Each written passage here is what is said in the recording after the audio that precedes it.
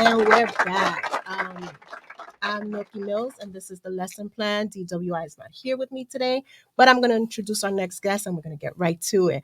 Our next guest is a novelist, a lyricist, a creative soul. If you don't catch him rapping on a stage, you catch him connecting with people on a personal level, or you catch him at Comic-Con signing autographs. He is a proud Filipino representative of his community, a dope individual. So the homie, Mark Marvel, aka Bayani. Welcome to the lesson plan, my friend. How are you? Appreciate you, Mills. Thank you, Millie. It's great to have you on. So before we start the show, we start and we affirm ourselves just so we can get ourselves grounded and get our mindset straight. Right. So I'll call out and you repeat after me. I am an artist. I am an artist. I am seen. I'm seen. I am intelligent. I'm intelligent. I am kindness. I am kindness. I am brave. I am radiant. I am radiant. I am a student of life. I am a student of life. I am a teacher. I'm a teacher. And I am hip hop. And I am hip hop. Okay, so let's get right to it. Take us back to your childhood growing up. How did that look like? Who was at home with you? Who were your role models? Who was there during your formative years? So when I fell in love with hip hop. Mm-hmm. Or just at home. Like at home, what did home look like? So grew up in Brooklyn, Sunset Park, Brooklyn. Mm-hmm. I remember just living in my grandmother's apartment. She had a whole building on 42nd Street between 4th and 5th. Right up the block from the St. Michael's Church. Okay. You see that right over the BQE every time you cross over from Staten Island to Brooklyn. You'll see this tall tower, which is St. Michael's Church. And I was baptized and born on 42nd Street. Okay. We moved over to 51st. And that's where a lot of my growth started to begin, happen. Develop, right. Yeah, memories. And I remember a bank robbery right down the block from me. So the formative years were really formative years, right? You got to see a little of everything. Yeah, New York at its and finest. So grandma was your role model at home? Were there any? Well, I had both my parents. Okay, my mom and dad were home. Were there as well. My father worked. My mom worked nighttime. My dad would pick her up. Okay. I'd always see this pizzeria. I'm like, yo, I want pizza right on the corner. And they're like, nah, it's mad late. Okay. But yeah, both parents were home. I would say my idol growing up would be my Uncle Edgar. Okay. I guess because he was like the youngest but the oldest of all my cousins and family members. He was my father's stepbrother. Okay. Yeah. So. And so moving on a little further, right? So you start to become influenced by different things. Who were those influencers? And then we'll start to talk about how you came into hip hop and how you came into comics and moving forward from that. So who was there during those formative years to just kind of enlighten you into what you've gone into now? I think a lot of the people that enlightened me naturally were hip hop icons. Like I was home, at my cousin's chilling, and I remember Channel 31. Right. You know what I'm saying? Ralph McDaniels playing, that was our playing videos, playing, hold your head up. Right. Hold your head up with Tupac Shakur, Digital Underground, I Get Around. I was watching, and he was playing West Coast music too. It wasn't just East Coast, Black Moon or Nas or we had a plethora of different kind of artists, that helped form us during that time, right? When we started to fall in love with hip hop. So moving on a little further. So you have your influences. We have Ralph McDaniels. We have, our parents. What brought you into, what was it, hip hop first? Was it the comics? What did you fall in love with first? I think I've come down to the final answer. From all interviews asking me which one comes first. Because, I do hip hop. Because it could be simultaneous, but like maybe what piqued your interest first? So there was no first. It was at the same time. The same time? Like I would be in this music center and on like 48th Street and 5th Avenue. It was called the Music Center. And it was owned by these two white dudes.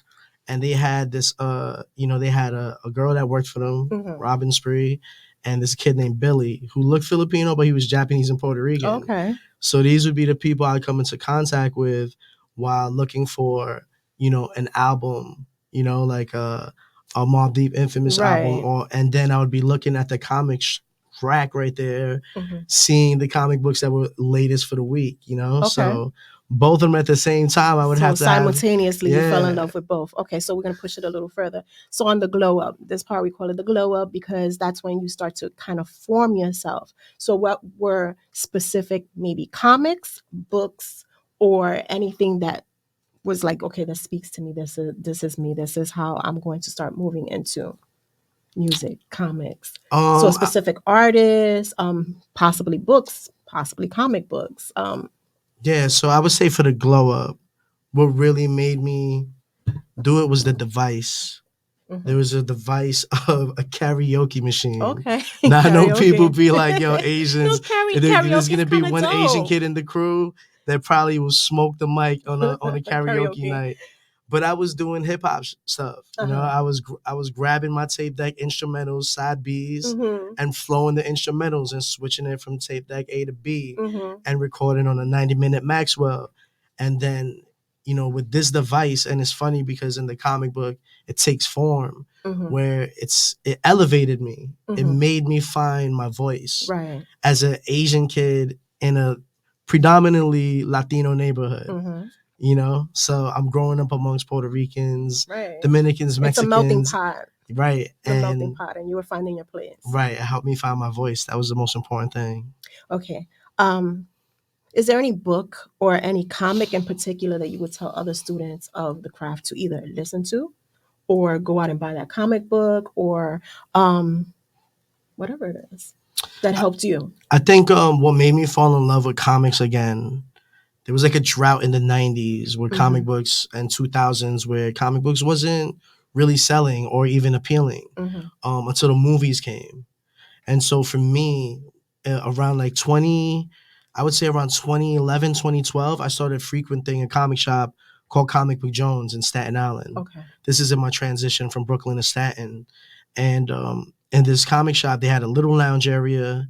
And I decided to catch up with Civil War, Mhm. which was written by Brian Bendis at the time. Okay. And I would always recommend it because it was something that stood out to me that really gave having superpowers a responsibility. Like there's an actual accountability if you misuse it, and you're not trained, Right. And I guess that So resonated with you, it like yourself. resonated with me because it put an accountability on being a hero Mhm. or being like somebody with the power to save someone or, Okay. on the flip side. Right. So, rhyming. What was your first encounter with rhyming? Were you at a show, a talent show? Did you just Mm. decide to go on the stage? Like what was that? So my parents, they had this nonprofit organization, Mhm. and it was a way for Filipino families to kind of create a community Mhm. for their children with, colleagues, other families from provinces, classmates, and the kids would bring their talent to the stage. So there was a Mhm. part of the evening where they'd So be there was a like, venue, there was a space for you yeah, guys to be creative. so with that karaoke machine, I was getting my training in, Uh-huh. and my mom was like, "You gonna sing that song for the ati-atihan, okay?" And I'll be like, "Oh, I." So at some point, I started loving hip hop. Right. So my first rap song that I went on stage with was Juicy, Okay. was Biggie. Biggie. Okay. And now the arts. How did you go into starting comic books? Who was there to navigate? Who was there? I know that you're a novelist, so you're writing, right? Correct, and you're working with artists to create all these amazing comic books. And I don't even know what number you're up to at this point.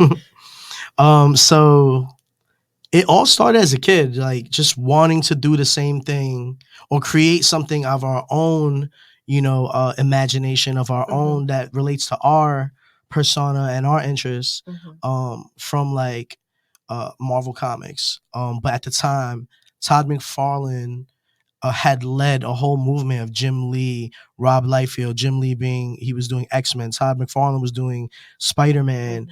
uh, uh, Rob Liefeld was doing Deadpool and X-Force. And these individuals, those were just three. Will's Portacio was a Filipino among them. When I found out he's Filipino, it made me watch him even closer, in his development with his, indie attempt. And you start to see yourself, right? And it's all about finding a voice that looks like yours. And this is pretty much what it's all about here at the platform. This platform, which is the lesson plan, which helps others that are looking to identify with people that look like them in the industries that they're in, right? So you were able to see your not even Bayani at the time. That was too early. Right, Bayani came later, but just the aspect of being able to separate from a corporate, company like Marvel at the time, and them create Spawn or Youngblood or Wildcats. And these were almost reflections of the books they used to draw. So it was almost like, this is possible.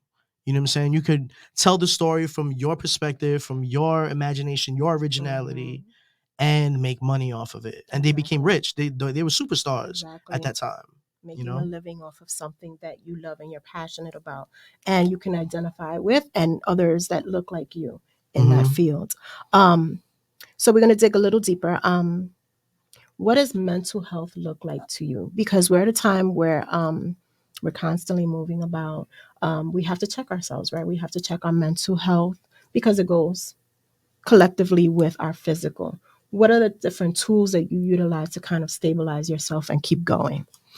I think just like having a spirituality is so important. With a lot of, let's say like lyricists, like you'll find it in our lyrics, mind, body, and soul is always mentioned. What's on our mind, how we treat our bodies, how we feel about our bodies, and our soul, the overall state of being, how we perceive ourselves, within, is not the same way other people would perceive us on the outside. Somebody would look at me higher when I probably feel lower inside about me, So I think understanding that there's like, there has to be a certain maintenance kept that's in totality of your being. You have to understand these separate parts of you, because somebody could be working out but be super stressed out, be mad abusive to himself or someone else. And this is why I said it's a balance, right? Because they're tied together. Mental health and physical health are both tied together.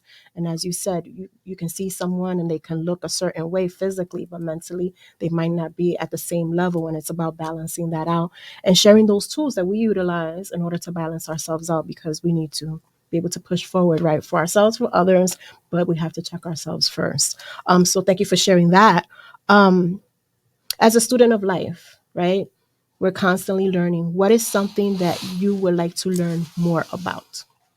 As a student of life, something I would like to learn more about is how to maintain the attention of students, for the longevity of things, because you could learn the basics, which is, literature, the literary aspects, the reading and the math. Those are the two things that we get tested on, but after, like, what is it that becomes personal to each individual? Like, how do teachers, I think it works in the academic system when people choose their majors, et cetera. But like, let's say for my mother, when she's retired at this age, what is there for her to learn in this part of her life? You know what I'm saying? There always is something. It's about what's deep inside, because there's always something that we may want to learn about. But sometimes, as you said, maybe you're older and you feel that you've learned everything, but in reality, there's still always something to learn. There could be a painting class, a cooking class, something that you're passionate about that you might not have shared with someone else, while you were younger, and now you have or the had time that time. to. That's why I say, like, for the students as they get older, because I noticed while teaching them as they got older that their attention span shortens. Sometimes it shortens, right? So sometimes we do lessons that are just about 15 minutes, right?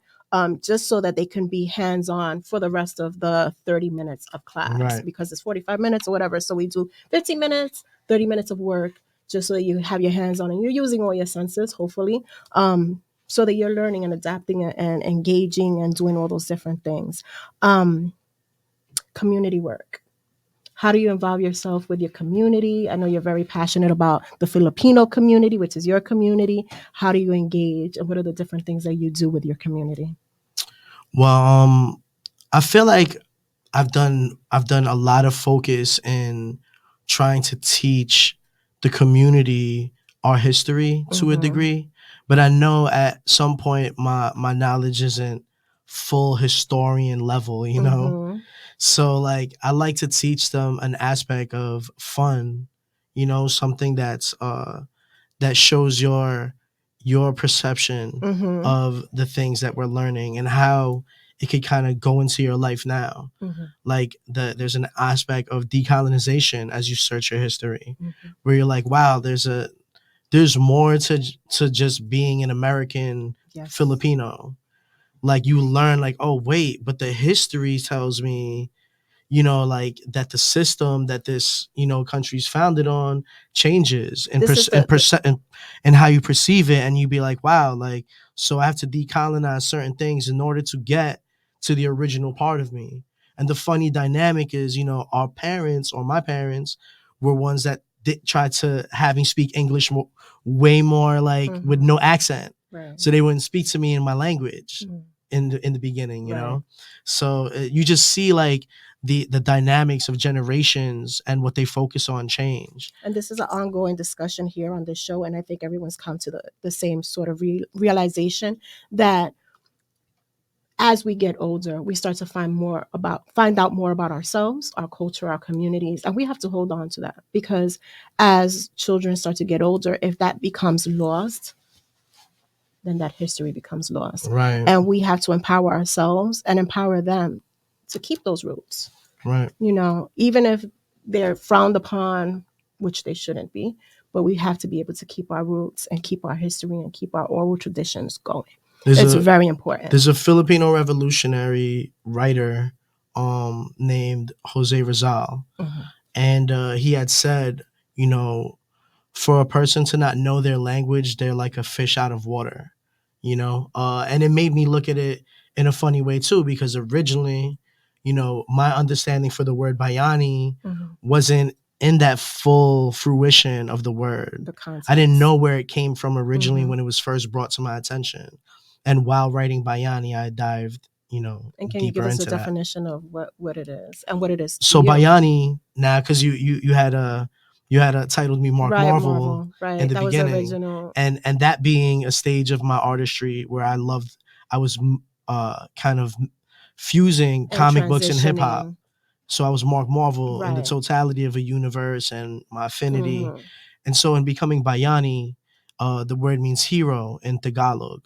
Okay. And Bayanis were the original revolutionaries for the Philippines. Okay. They were the ones that fought Spain, that fought Japan, that fought America, Mhm. you know, when they were invading or trying to take over our land and resources, you know, things of that nature, which always comes with the colonization of a country. So you kind of just found your true identity in your transition of renaming yourself. I found a GPS for every soul, That's dope. you know? Dope. Um, let's continue on. So I have a question for you. So how did you get into creating the hip hop itself? We went through the karaoke, but now um, sharing those tools on maybe someone specific that you began to study and then branch off of that. Like maybe your favorite MC. So it's like it's wild because we have a pantheon, right? We have a pantheon of MCs that maintain the culture to this day. Like they walk into a room, and if you don't acknowledge them, that shows the ignorance you have for the culture. And You know what I'm we saying? should know who our goats, our Right. originators in this industry, this community that we love, because most of us Crazy consider part ourselves. for me, myself, right? My experience. I was recently invited to a Harlem Pioneer dinner, an awards dinner. I was sitting at a table with um a dude from Public Enemy who's like, you know, sitting with me like, and they're just nonchalant. And there's this other dude, he's like, yeah, he goes, I'm now I'm forgetting his name, but he was Chuck Chill Out originally, Mm-hmm. and he's chilling. He's one of the, like Mm-hmm. he's one of the guards, Mm-hmm. and I'm at the table, and he's like, I do that. Don't push me, and I'm like, and I'm looking at him. I'm like, nah, I seen those videos, Right. and so I felt like, damn, like that's funny that you could sit next to one of the originators Right. and not even know, Mm-hmm. and that it just shows, what kind of student you are. Exactly. And you gotta feel like, damn, I gotta go back to class. No, you bro. do. You do. You We know do what I'm have to go saying? back to class, and we do have to acknowledge their contributions, because a lot of Yes. the most current, right, state of hip hop is not acknowledging the originators. And Yeah. it is important, because you have to pay homage to those that came before and opened up the door for you. Because hip hop was supposed to be something that was just fly by night, this thing that you do in the neighborhood, and now it's worldwide, right?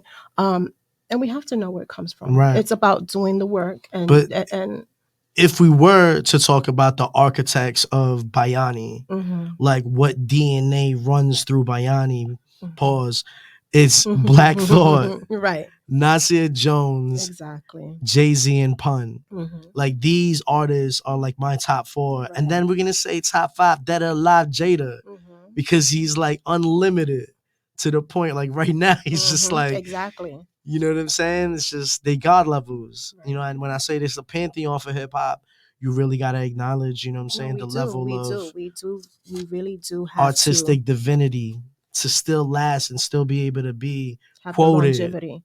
Mm-hmm. Yeah, and we're gonna move on. Wait, there was another question that I did want to ask.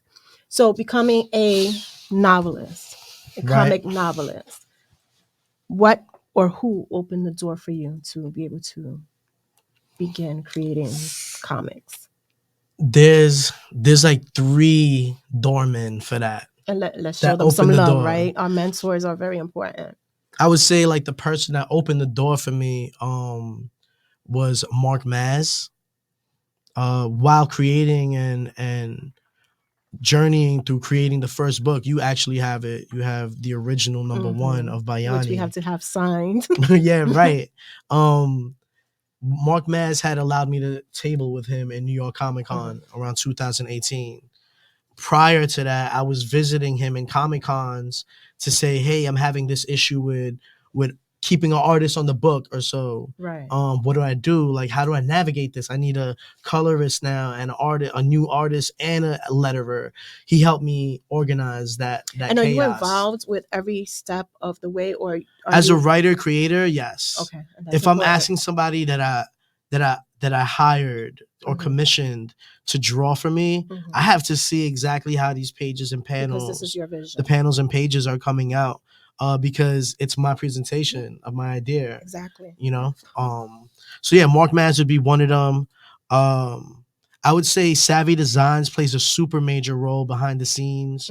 I call him my project manager, for TCNY, The City Needs You. He helped me set up every single Comic Con table, every single pop-up table of the year. Okay. He's pulling up there. And you're there. And I'm there, but he gives me the liberty to be an artist and also the point salesman, because I got to pitch it. Right. I'm the creator. Exactly. So I know, and who can tell it better than you? I got to feel out, my potential customers. Right. And the third person would be my cousin Marlon. Okay. Marlon Ramos is the realest Bayani. He's the character. He's the person that passed away for me to create this. And I was telling my father that I was like, "Yo, Pop," I was like filling up water. End of the night, he's chilling watching TV. He's like, "Yeah, what's up, man?" And I'm like, "Yo, isn't it crazy that Marlon had to die for this comic book to be created? Like for me to realize, I can literally resurrect him through a character and process the grief and the passing through my creativity, So it's like, it's just wild that he had to pass in order for that door to open completely. And just piggybacking off of that idea, right? Sometimes our angels are our guides, and sometimes they're the motivators, because, them not being here, we want to preserve their legacy, and you found a way to do so. in your comics, which is very impactful, right? So we're going to take a little bit of a lunch break. The lunch break is where we promote our favorite mom and pop shops, different locations that we frequent, that we want these brick and mortars to continue to be there. I'm going to give you a moment. I'm going to shout out mine if Swerve has any, and we'll continue down the line. So the first person that I want to shout out is my homeboy, Pablo Cruz. He's at Armageddon Tattoo Studio, 100 Bushwick Place. He's a Puerto Rican creator, and he's also Filipino. So that's my brother, and I want to shout him out. He does amazing artwork. The next spot I want to shout out is Elite Williamsburg, Caribbean food, really good chopped cheese empanadas, and Miss Lily A's 7A Cafe on the Lower East Side. They have really good Caribbean food as well. So, baby, so when it comes to food, right? Not necessarily Munchies. food. It can be whoever you want to show some love to. Anyone that has a shop. I was just thinking, like, where do I go for munchies? It could be clothing. It can be, whoever. So I'm gonna shout out my homies in Staten Island. Shout out to Bodega Deli. It's right next to Richmond Hood. They're located on Castleton Avenue. Number, address, you gotta look that up. Richmond Hood Go. Shout out to Tariq. They're trying to inject the idea of veganism diets that or even practicing some form of understanding what we're consuming. You know what I'm saying? Knowledge about I think food. It's always a feel good vibe. When you go over there, it's very Staten Island. So you get that. You'll see the W all over. Across the street is the Killer Cafe. Which is Ghostface Killer's own joint. That's ran by Sean Wiggs. I guess another movement that I would love to shout out is Project Barcada. They're really important to the culture. They throw a lot of markets for small business owners, Filipino particularly, where it's centric to helping young entrepreneurs. Culinary, a lot of culinary people that are fusing, starting their own businesses. So shout out Project Barcada. And I would say NYC Filipinos, just because I'm off the arm of the culture, check out those Instagrams, Project Barcada, NYC Filipinos, to just see the historical marks we're making, that people may not realize. And it's not even to champion my culture over any others. It's just to take that pride. Absolutely not. But we do have to show a sense of pride in our communities, right? Yeah, for sure. So it's absolutely dope that you're doing that. Thank you. So no apologies needed. Swerve? It's not really a place, but I'm proud of someone. I think I spoke of it. Actually, the movie released this week, and since you're into hip hop, I'm sure if you haven't heard about it, you probably want to go check it out. It's called A Story, a hip hop story. I feel like I've seen that. Yeah. Who's directing that? Funny you ask. So, a friend of mine's, and D knows too, because he helped build some of the studio here and here. But him and his brother's the director. His name is Damian Radcliffe. Okay. You'll see it, Damian Radcliffe Films. And he directed it along with Avion Crockett, the comedian. Yes. So it comes out in AMC theaters this week. Oh, so we should go support. We should go support this. Yeah, I'm definitely going. Before I even know he had anything to do with it, I told my son, because I just seen the footage. Once you see the trailer, you drawn in. You're invested. He's imitating Russell Simmons, Jay-Z, Kanye West, a few other people in the film. Yeah, so it's one of those type like spoof. Yes. Okay. Yeah, I think I seen it's like a parody, right? Right. I think I seen that where they had right. I seen some of this. And they wrote it and they funded it themselves. So Yeah, we do so have to go show some love and support. yeah. So Facts. before I even knew he had anything to do with it, I was drawn in, and then once I seen his name there, Mhm. so I called his brother, who I know, and D knows as well, and I said, "Yo, your brother?" He's like, "Yeah." So he's like, "Yeah, and I got like 3 scores in the joint too." I said, "Yeah, I want to be like you." He's like, "Yo, Swerve, you know if I'm in." Oh, so You maybe we know. need him up here to discuss Yeah, this yeah. Well, film, right? I'm gonna definitely Right? get This him will be up a lesson here. plan. He That'd grew up be in the wavy. Bronx, from the neighborhood. So You know, we need him. yeah. Connect And that. he did produce, I believe, also directed the last Rambo movie. Oh wow. Yeah, so he's heavily and Invested in he's film. you probably seen him. He's an actor as well, so you've seen him in a film earlier. I'll tell you later little bit more. off after the show. But yeah, So that's one to let's name the salute. film again. What is it again? A hip hop story. A hip hop It story be out the 23rd, of which is February, right? yes. Okay, awesome. So Yes. everyone go check it out. Excuse me. So we champion some of our people and our establishments that are our favorite establishments. So we're gonna move on to some trivia questions. Nice. I was waiting for this. So I'm gonna read out these questions. There's a prize for each one. If you don't, then there's a lump of coal or some funny money. So there's funny money. Some funny money. And more than likely, they're going to be for Hero instead of Okay. Hero. And then you can let them know who Hero is in a bit. You So the got first it. question is, this is a rap duo. They were the first group to win a Grammy on February 22nd, 1989. This was the first hip hop group that was acknowledged by the committee as acknowledging hip hop as a genre on this level and the scale. The group was from Philadelphia, where they were born and raised. Their aunt and uncle moved him to Bel Air. What is the name of this group? Oh wow, they had a group name? Mm-hmm. They did? They did. Why am I bugging right now? Oh, and he's sweat. the main MC is a huge film Yeah. creator. I didn't know they had a actor. group name. I'm bugging it for not You knowing know that. this. You know this.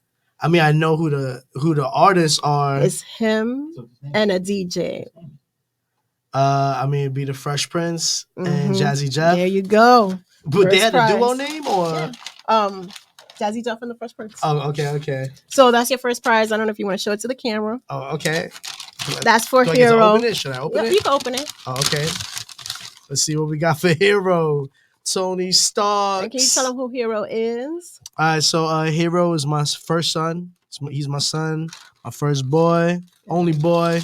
Yeah, So that's for yeah, Hero. he'll love Iron Man. Thank you. Okay, That's number official. 2. In July 1966, Marvel introduced this character as the first Black character in the Fantastic Four, comic number 52. The character was created by Jack Kirby. What is the name of this Marvel character? Who is Prince T'Challa, Black There Panther? you go. Number 2. You can open this one as well. Congratulations. Oh man, we winning over here, guys. You're winning. We're winning. And it's Prince T'Challa. Rest Black in Panther, peace. rest in peace. Chad. Number 3. On October 1st, 1975, this famous boxing match took place in between two heavyweight champions. It was their third and final fight. The bout was conceded after the 14 rounds. This fight was called Thrilla in Manila, which took place in the Philippines. Who were these two boxers? I'm a quote Genius Jizza. I was the thriller in the alley, Frazier There you Manila. go. Joe Frazier and Muhammad Ali. Congratulations. Prize number 3. What? 3's a number. What we got for 3? Oh, we got the official. Because we were official boxing, Avengers. so- Hero's gonna love these. Thank you so much. So congratulations, Lesson Hero, as well. plan. So we're moving on. We did our trivia. That was Is there? official. Let's plug your socials. Different ways we can stream your music. Different places where we can purchase your comics. So let's start with socials, music, So comics? socials, I mainly use Instagram. You can find me under my publishing at the city needs you. That's the name of the publishing, TCNY, at the city needs you. And my personal, my artistry, and my comic book page is Bayani.nyc. You can catch, my whole journey as an artist, father, as a creator. Mm-hmm. Um, Also on YouTube, look up The City Needs You. We have our YouTube up.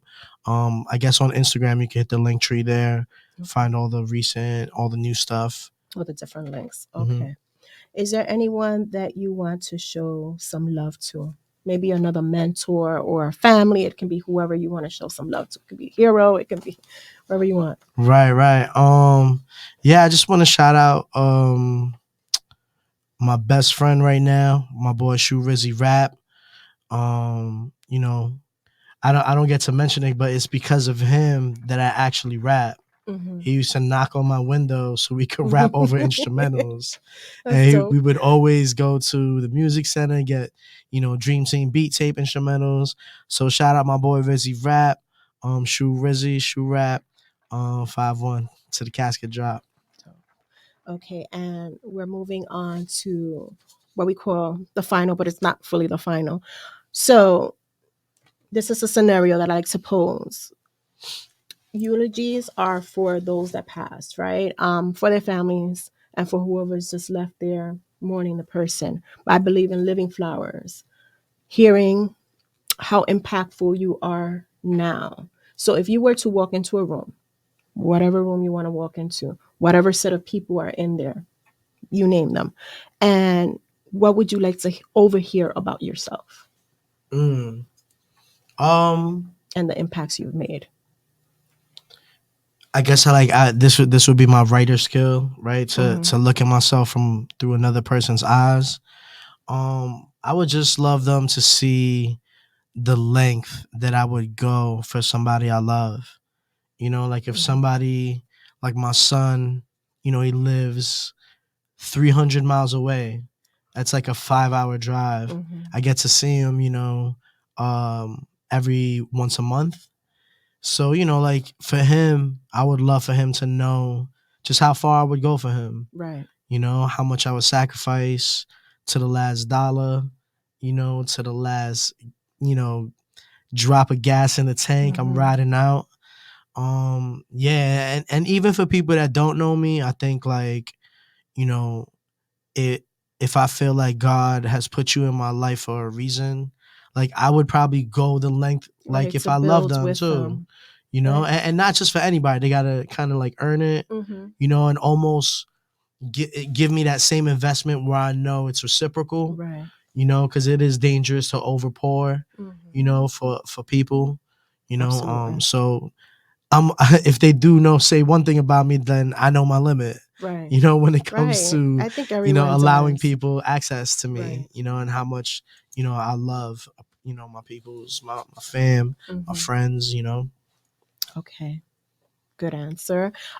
So if you were to write a love letter to hip hop, but you could only use one sentence, what would that one sentence to hip hop be?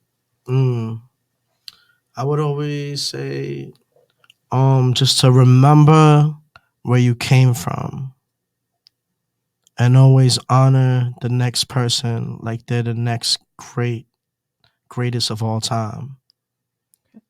Good answer. Anyone else you would like to give some extra credit or show some love to? Anybody else? um I want to show extra love to the daughter my the mother of my daughter. Awesome. I would love to show her that love for sacrificing her every moment to pour into our daughter love, appreciation, protection, that Mhm. nourishment. um yeah, I would love for her to know, what I'm saying, that through all the stuff that I'm doing right She is now, appreciated. yeah, you're definitely like it's gonna be you're gonna see the world's gonna see what you saw from the moment that you decided to believe in what I do. Awesome. Are there any closing words that you want to share on this platform? I would love to just tell people to really invest into the people and that invest into you. You know, like I think there gotta be anyone that believes in you has to know that you see that they see something great inside of you, you know? From my friends on the West Coast, Faith, Santia has been somebody that's poured into, you know, showing people, you know, what the story of Bayani could really become, you know, and she's been a great ally, influence, and supporter of, you know, the Bayani brand. Somebody like Savvy Designs that I mentioned earlier, he'll pour money into stuff that we do to make sure that it gets done on The dream time, becomes you know, because he a believes reality. in me, you know, and we need those allies. We yeah, absolutely need our allies because it takes a community. yeah, It takes a and village, and if we're not supporting each other, then what are we really doing? invest into your investors. Exactly. So this is your exit ticket. So Mr. Mark Bayani, you have successfully completed the lesson plan. How do you Oh feel? man, I feel like I'm about to throw my tassel up, walk down the aisle, valedictorian. That's what's up. Yes, I All feel right. like I Thank you for graduated. being here, and we appreciate your time. Thank you so much. And Appreciate you, Millie. hip hop scene, we'll see each other at Comic-Con. We'll see each other around Yes, we because we're will. one community, hip hop community. So, with that being said, thank you for being a guest on our show. Thank you. Appreciate you. Great show. What's going on, guys? It's your Filipino street hero, Bayani, and I just finished the lesson plan with Millie Mills. Special shout out to iHeartRadio, Party 101.9, and DSN, Damatrixstudios.